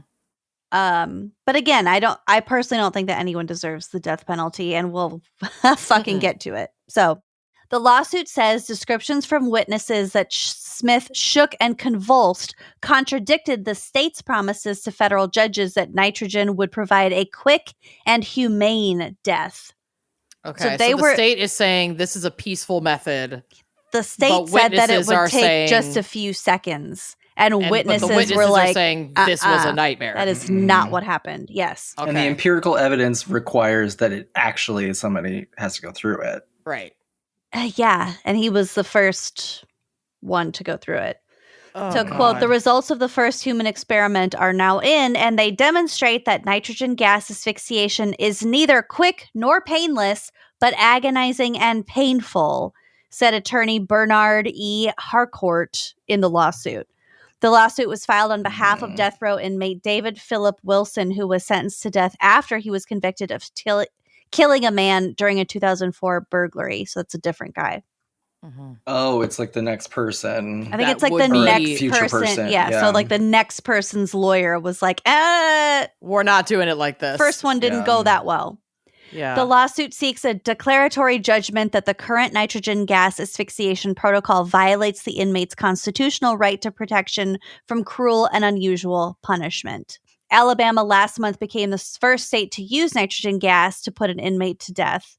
Nitrogen gas is authorized in 3 states currently that are Alabama, which is the state that did it, Oklahoma, and Mississippi, but no other state had previously attempted to use it. So this nitrogen gas thing, the method is called physiologically inert gases. Okay. So this means that the gas has nitrogen in it and no oxygen in it. So you're still breathing, but you're not getting any oxygen, so your cells die. So you're still breathing a gas, but it's not the one that you need. It's not like suffocation. It's like cellular suffocation. It's still asphyxiation, but it's not suffocation. Yeah. Does that make sense? Yeah. I feel like that seems like a conceptually acceptable method, but in practice, physiologically, you're still breathing some sort of gas, but it is not oxygen. But that's kind of what a lot of like assisted suicides use physiologically inert gases. Okay. So people have elected to do this and it's gone better? Yeah, there are different gases that are used for it, like helium was one of them, but they use nitrogen for this one, and I'm not obviously a chemist, so I don't really know what the differences are, but it has been used in the past, like this method. What's the laughing gas? What is that? Obviously, you're not like going that far, but when you like, isn't that nitrogen? No, nitrous nitrogen. Or something? Nitrous oxide. Nitrous oxide, yeah. That came into my head, so it feels like it's probably right. As a chemist, as a chemapology major. As someone who was in our high school production of Little Shop of Horrors, we know that it's the gas. You're basically a scientist. So gases, you can play with the amounts of oxygen and other chemicals in it. So like laughing gas, it would have obviously a substantial, adequate amount of oxygen in it in addition to the nitrous oxide. But this gas it has such a little concentration of oxygen or no oxygen. It's just other gases so that it kills you. I don't know what the protocol is with state sanctioned the death penalty, the death penalty. But from what I have read and watched in like documentaries about assisted suicide, like medically assisted suicide, you're also the recipient at least from what I've seen, also gets like some sedation and like calm, like anti-anxiety, like things that are going to make them comfortable before you initiate, in this instance, say cellular suffocation, cellular death. But I wonder if the same is extended to inmates on death row. And I don't would think not be so. surprised if it wasn't. Yeah. It doesn't sound like it. And I doubt it. Also, just like on a gut feeling level, expenses wise, right? You know, everything's 100 times more expensive when it goes into like a prison. It's not just a dose of anti-anxiety meds. I'm sure it would be like thousands of dollars. Yeah. And from this article and the things that I read, it does not sound like it. That's so fucked up. So during the execution, a respirator face mask, which is normally used in industrial settings to deliver life-preserving oxygen, was strapped to Smith's head. Pure nitrogen gas was pumped into it, causing him to die from a lack of oxygen. So the U.S. Supreme Court allowed Smith's execution to proceed last month. The lawsuit contends that media and witness accounts of the execution contradict the state's prediction to the courts that the nitrogen gas would render Smith unconscious, quote, within seconds. It was not within seconds. Yeah. Trigger warning. And again, I'm leaving out the worst parts. Smith shook in thrashing spasms and seizure-like movements for several minutes at the start of the execution. The force of his movements caused the gurney that he was laying on to visibly move, at least once. But he was really seizing.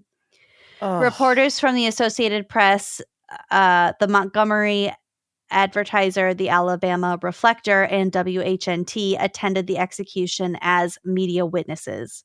Quote, in stark contrast to the Attorney General's representations, the 5 media witnesses chosen by the Alabama Department of Corrections and present at Mr. Smith's execution recounted a prolonged period of consciousness marked by shaking, struggling, and writhing by Mr. Smith for several minutes after the nitrogen gas started flowing, says the lawsuit.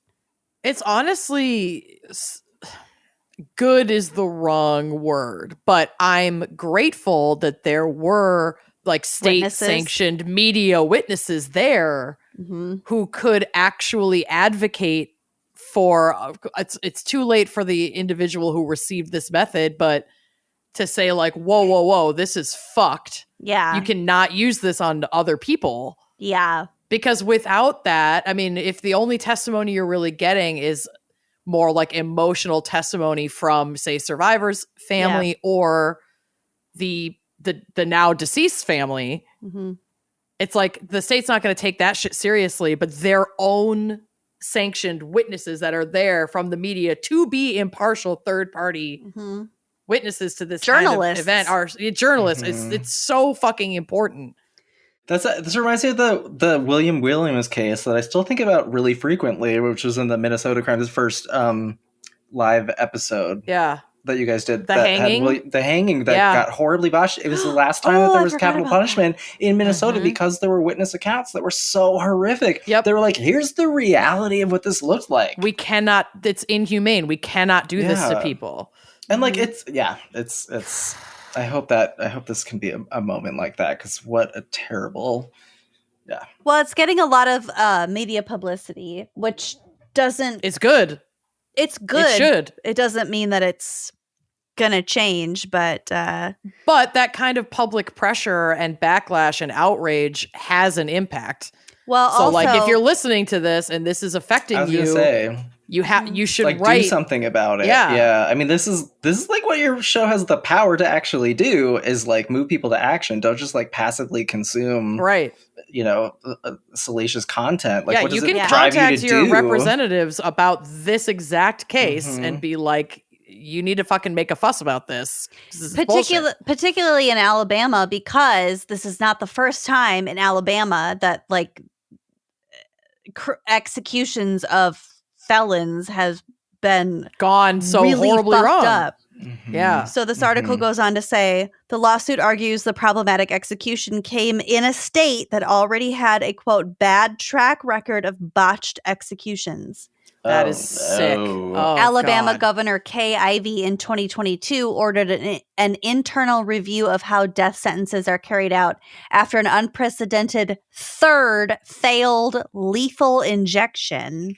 No. Oh my God. So I Googled this because I remembered hearing about it like at the time. Mm-hmm.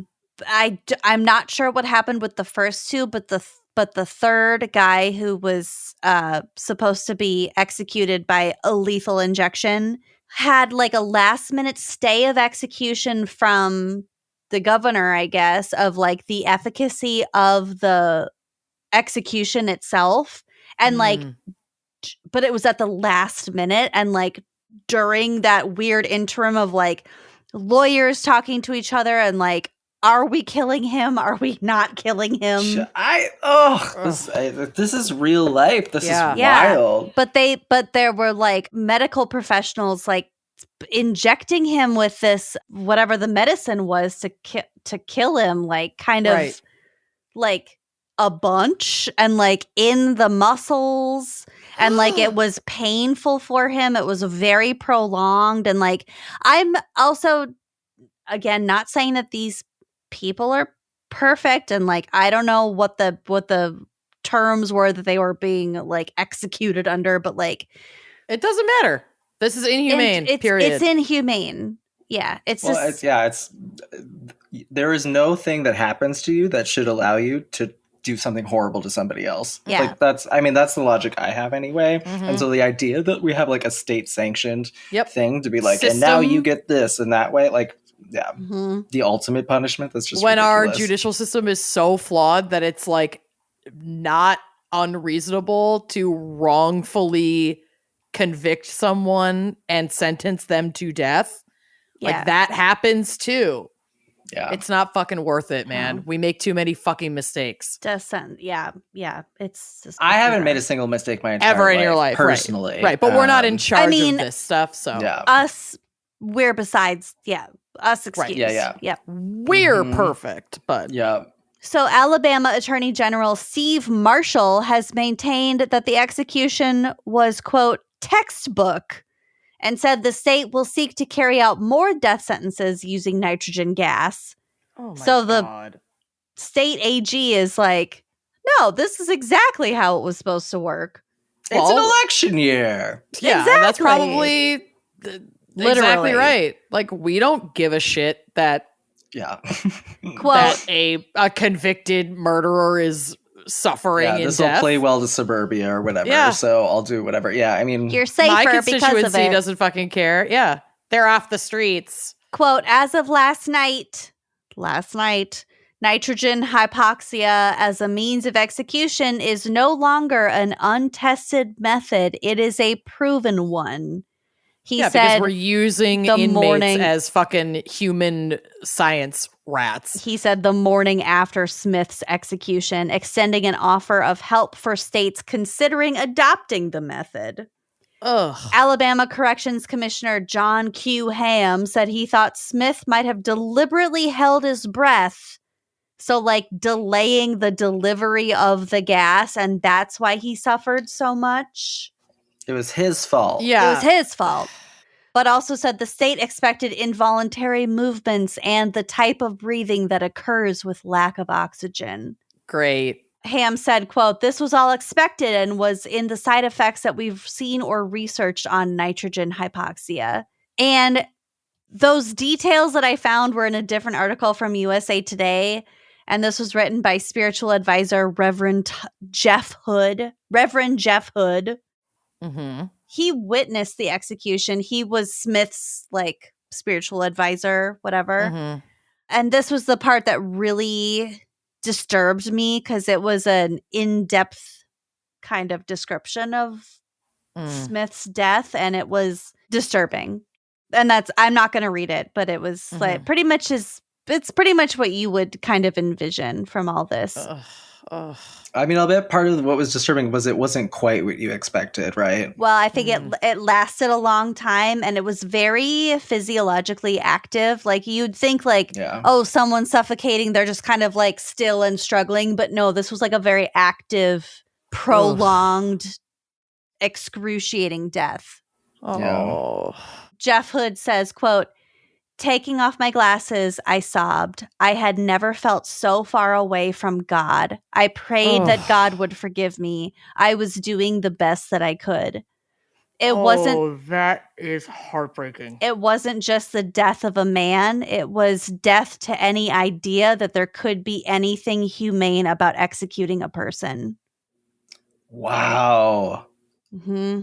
That's really fucking powerful shit. Wow. I know. I mean, yeah. Same about allowing genocide, but whatever. Yeah. Not whatever. Also take action on that. Thank you. Mm-hmm. I've personally had conflicting views about the death penalty in the past, but like, I think that if you wanted to have a humane, justified track record of delivering justice, the death penalty cannot be part of it. Right. There's just no way. Even if we were to make it totally palatable, even if it looked like a lovely cotton candy, like fall asleep moment, still like the fact of its horror is like not made any less real. Yeah. Yeah.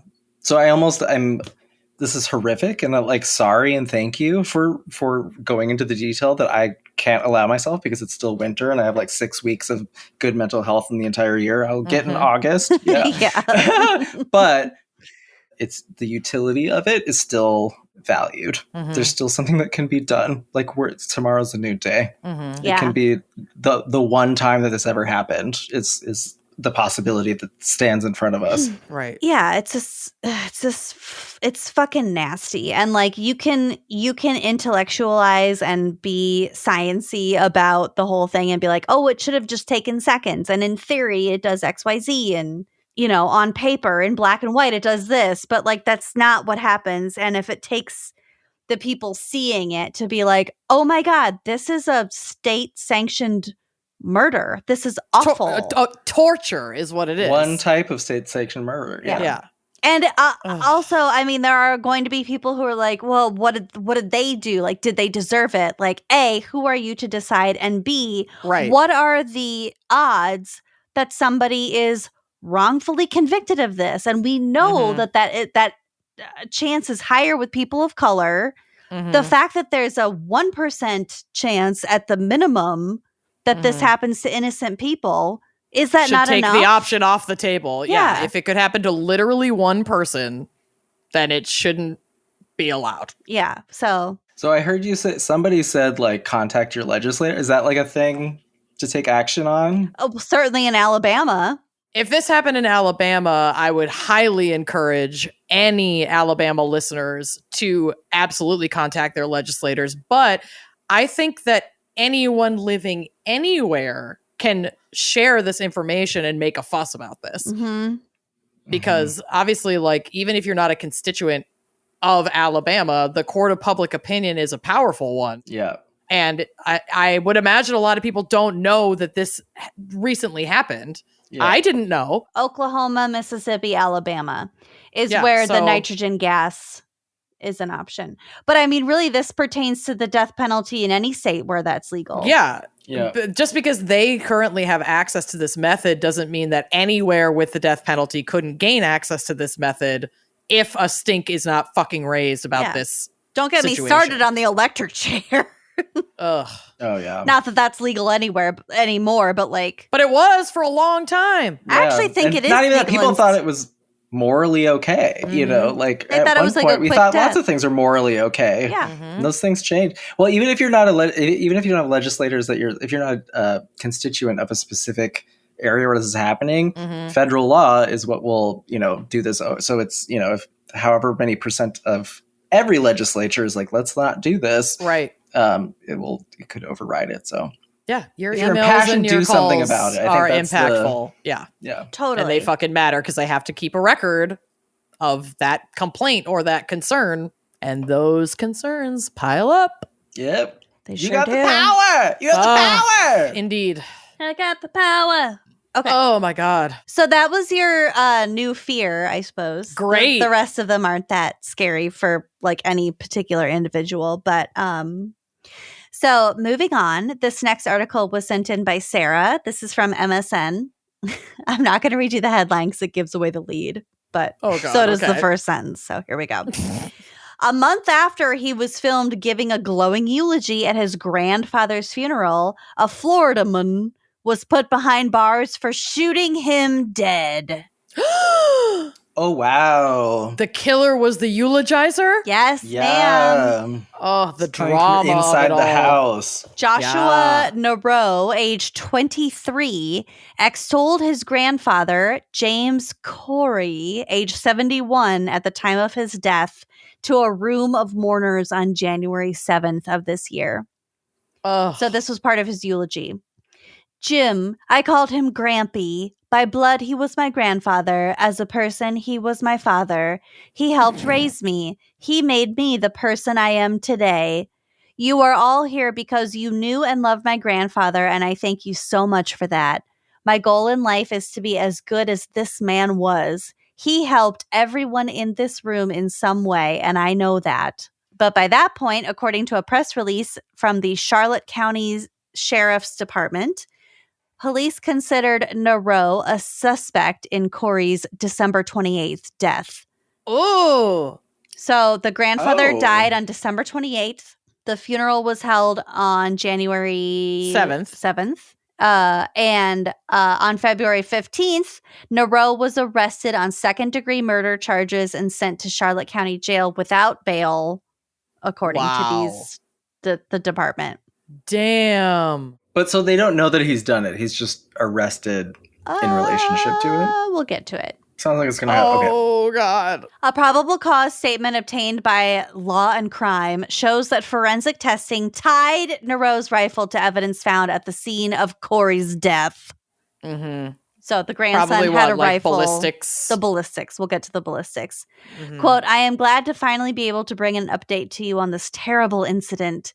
As you can see, even though we were not able to share much with you, my detectives and forensics team did a great job, and we had a direction for the investigation and ultimately got the person responsible, said Sheriff Bill Prummel. Quote, Okay. this does not make it any easier for the family of the victim, who now have even more grief to cope with, but I hope it brings peace of mind to the community once more. Please pray for Mr. Corey's family as they navigate this unthinkable situation. Do we have a motive that's been released or no? Well, I want to know, like, the tea. Why are we killing Grampy? We're getting to it. Okay. I was like, because the eulogy is like he aspires to be like his grandfather. Like, exactly. What? Well, Mhm. that was probably a little bit of overkill too. Ugh. After Corey, Grandpa Corey, was shot around 5:15 a.m. on December 28th, and his wife called police to the South Gulf Cove community, officers could only immediately determine that a rifle had been used to kill him and that there were no known witnesses and no security cameras. The 71-year-old had been shot through the chest and had a weapon of his own strapped to his hip, according to a probable cause statement obtained by Law and Crime. Mm-hmm. His wife, Linda, told police that she heard a gunshot and saw him fall to the ground after she gave her husband a kiss and saw him out the door. Oh, my God. So it sounds like he was like leaving for work. Yeah. Mm. And she kissed him goodbye. He walked out the door and then he was shot in the chest with a rifle. Oh, my God. God. Detectives found Nareau, the grandson, sitting in the grass near the crime scene. He told detectives that he'd been sleeping when his grandmother called and told him his grandfather had been shot, and he ran over to the property as soon as he got dressed. So we're supposed to believe he was sleeping in the grass? No, gunshot? he lived like a couple blocks away. Okay. And it's Florida, so there's like lots of gunshots. Exactly. I suppose. But over the course of a 7-week investigation, detectives learned that Nareau played a more active role in Corey's death than he initially let on. A later review of Nareau's phone data confirmed that he'd walked from his grandparents' home to his own home, but also that he'd walked several hundred several hundred meters around the time of the shooting, approximately the distance from his own home to his grandparents' home and back again. So he lived 300 meters away from his grandparents' Yeah, he's walking house, back and forth from the properties at the time of the shooting. according Do they to know 'cause his he's like got, cell, an Apple Watch or something? just to his cell phone Oh. pings and whatever. Oh, Yeah, okay. I mean, we all have GPS services on our phones. All of that shit is trackable if you don't turn that shit off. Yeah, so it sounds like he walked from his house to his grandparents' house, back to his house, and then back to his grandparents' house. So There's silly. nothing that I hate more than like sitting down, realizing I forgot something, had to go back, then going back, and then realizing I forgot another thing. For love real, getting old. especially when Especially you're when that thing you several forgot blocks is to away. shoot Just your to murder. grandpa Yeah. and kill him in cold blood in his Oh, front right. yard. I was going to do that. Oh, fuck. ADHD. He went over, shot him, went back home, got the call from his grandma, went back to his grandparents' house. Oh, my God. That's so much movement. I can't. I know, right? That's too much walking. That's like all of your steps Yeah, you before get your 6 steps in. a.m. Ugh. Ew. When questioned, Nero simply said he, quote, didn't know why his data would indicate the extra mileage. Okay. I'm telling you, baby, it's not mine. A projectile was found in a pine tree on the south side of Corey's home in the direction of his grandson's house. An analysis of the projectile showed that it could have belonged to a Savage, the brand name is Savage, bolt-action rifle, which detectives said that Nero owns.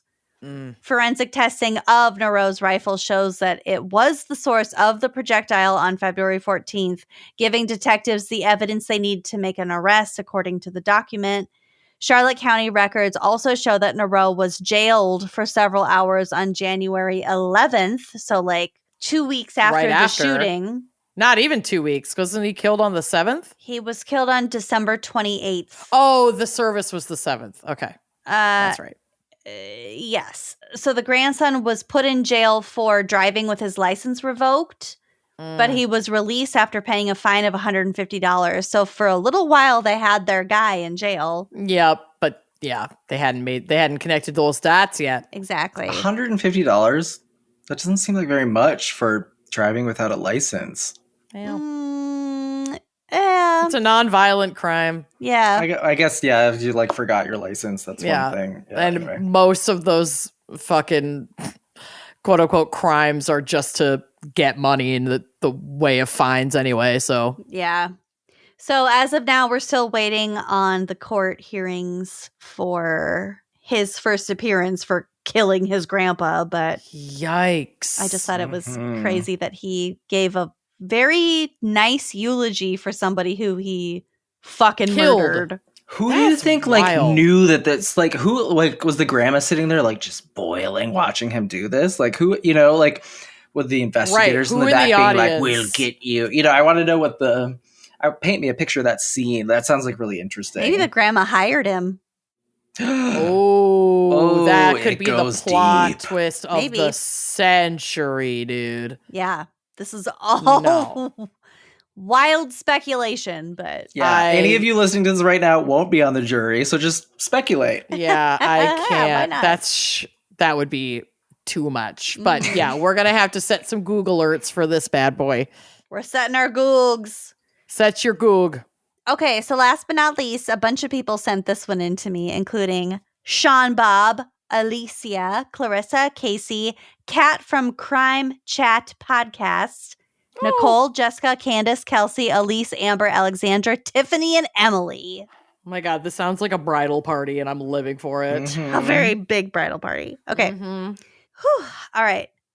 Linda Lernal Smith Stoll was born on October 1st, 1951. Welcome to the world by loving parents who preceded her in death.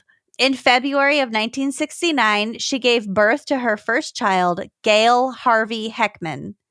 Lernal deceived her first husband, Roderick Allen Harvey, into believing that he was her first child's biological father. Ooh. This is in the Ooh. obit? Yep, this is Oh, the obit. shit. They Okay. married- I love it. They married and divorced when Gail was 3 years old. Gail, by the way, is the person who wrote this obituary. The daughter, the daughter. surviving daughter. The first daughter, yep.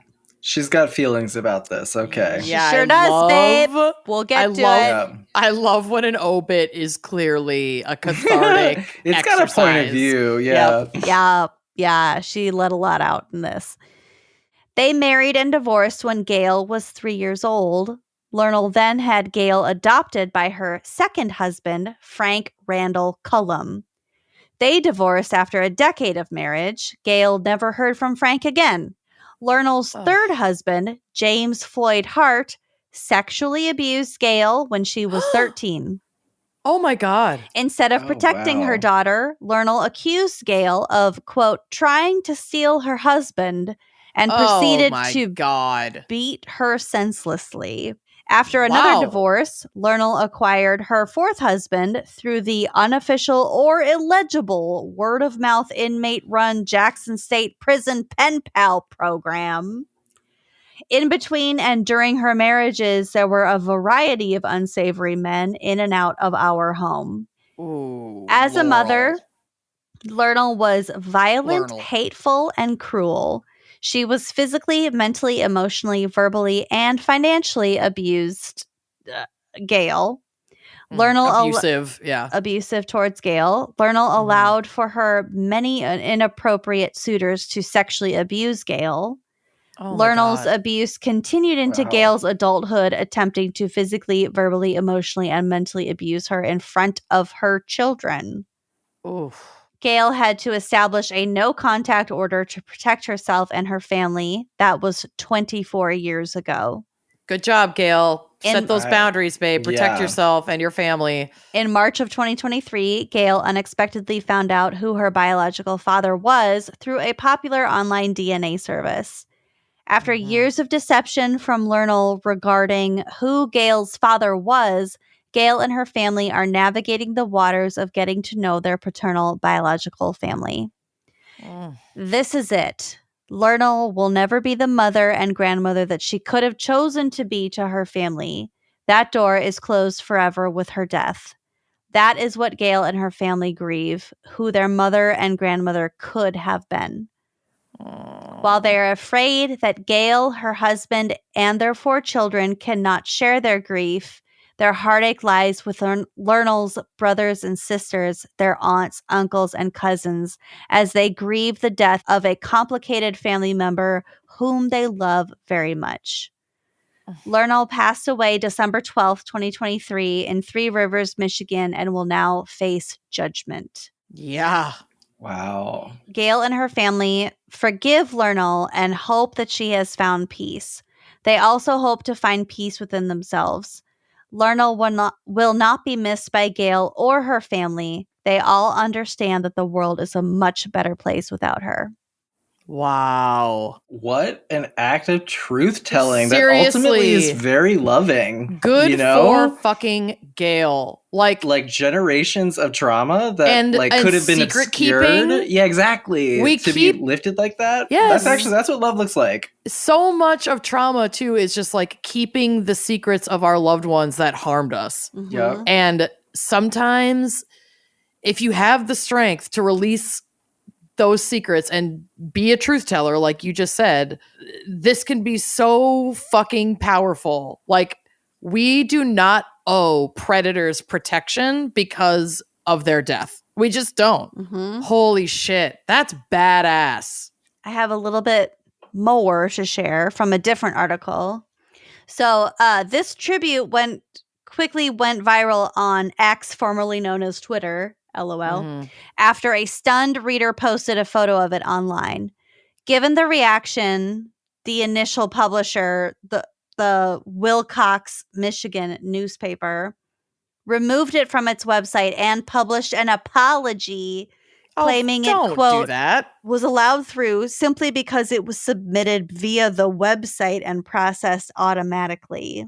So, pussies. Annoyed by that move by the newspaper, Gail has responded that her truth, quote, isn't fake, but that the newspaper has made its stance clear. And then Gail says, quote, well, honestly, I wanted to write it for myself because I wanted to clear my name. For 24 years and before that, my mother has had to come up with a reason as to why her daughter isn't in her life that doesn't make her look like a monster. I had to reclaim my name. Oh, Gail, I wish you so much peace and healing. You fucking earned it. So thanks for showing us the way on how it can be done too. And how to subvert like platforms like that to be like, oh, we just assume all obituaries are true. What if that's come into question? And like, good luck moderating all that. Right. The part that kind of like struck me the most that was like, well, her family had to deal with this, and this, and who loves her very much. And that kind of just sort of it brings to the surface the fact that you can have so many complicated feelings, and complicated is probably a very casual word for what these people are feeling. But that love is still in there somewhere for whatever reason. And it's not something that you can help, and it's not something you can control, but...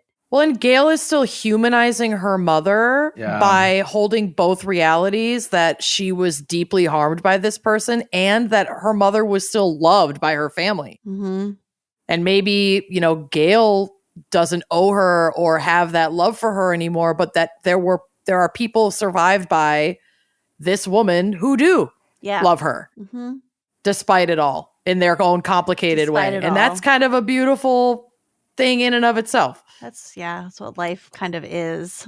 I think there's this idea that obituaries are like written for the person who's passed, but like it's written for the people who are still living. So like, what can you use that platform for? Well, and we, especially in the West, have like such a fucked up relationship with death. And we, you know, I think in lots of cultures, you idolize the dead. You have to paint them in the best light, like the best thing they've ever done. Right. Just because they're dead. And like, that's not fair or real. And then we're just, the living are just supposed to quietly hold the complexities of the trauma left behind by the people who have passed and paint them as a saint because they're dead. Like, what else did they fucking do to deserve that sainthood other than just die? Nothing. Especially if you were so bullshit. harmful. It's not realistic. Especially if you're so harmful for all these people around you, like your fucking daughter. You know, you've gone through 4 husbands, like, and I don't think that anybody deserves to be painted as either good or bad. So yeah, it's important to. And there's like also a cultural element. I just know that like for white people, it's like, we have much, especially like white queer people are more like, fuck you, mom and dad. Like, I don't need you in my life. But like when you're, you know, from a like non-white culture, to have access to your heritage and your infrastructure, social infrastructure and all that is more critical. So I also just say that like with an understanding that white people are more able to be like, fuck you. So, but there's still elements there that I think are, hopefully valuable about truth telling, because I think a lot of things get not told in all families. It's an honor to help hold some of this trauma and truth for Gail. That's all I'm going to say. And clearly it resonated. Yeah. Wow. That's some powerful shit. Well, what an episode, man. Fuck. We went from poop to family trauma. All the poops and peas, chasing a pig around. Oh, the pig. The Pringles. corner of being some of the most traumatic shit of all time. That was pretty bad. Nitrogen gas execution. No. I would not have read an article this in depth though, so I think I would listen to a comedy podcast about it though. Yeah. So this is the value. Like, never say that again. That for some reason scared me more than anything I've ever heard. Okay. No. Stop your Pee-wee laugh. I hate it. Now I'm gonna remember my nightmares. No. All right. Lucy. Well, I'll be the tall man in your sleep, or whoever he is. The Pale skinny man. Pale man. Candy man. Beak out. No, thanks. All right. I gotta go. Thanks for listening. Yep. We'll see you next month. Thank you, Scott. Love you, Scott. Love you. Thanks for listening to Gossip at the Corpse Cart, presented by Wine and Crime. Our cover art is by Danielle Sylvan. Music by Phil Young and Corey Wendell. Editing by Jonathan Camp. Our production manager is Andrea Gardner. For photos and sources, check out our blog at wineandcrimepodcast.com. You can follow us on all the socials at Wine and Crime Pod. If you have funny headlines, coven confessions, or obituaries to share, email us at wineandcrimepodcast@gmail.com. Episodes are available on Apple Podcasts, Spotify, wherever you get your podcasts. If you like the show, please rate, review, and subscribe on Apple. It is the best way to spread the word. If you'd like to show your support and get access to all sorts of wine-fueled bonus content, visit our Patreon page. Cheers!